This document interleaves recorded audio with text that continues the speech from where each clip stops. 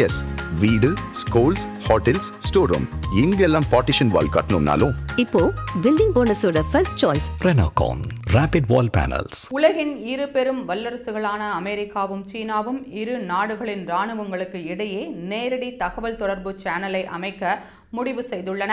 எதிர்காலத்தில் ஏற்படும் எந்த ஒரு தவறான புரிதல் அல்லது மோதலின் அபாயத்தை குறைக்கும் நோக்கில் இந்த முடிவு எடுக்கப்பட்டுள்ளது.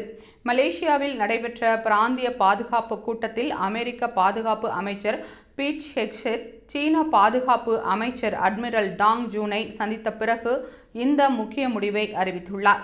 எதிர்காலத்தில் எழக்கூடிய பிரச்சினைகளை தணிப்பதற்கும் மோதலை களைவதற்கும் இரு நாடுகளுக்கும் இராணுவ தகவல் தொடர்பு சேனலை அமைக்க ஒப்புக்கொண்டதாக ஹெக்ஸெத் தெரிவித்துள்ளார்.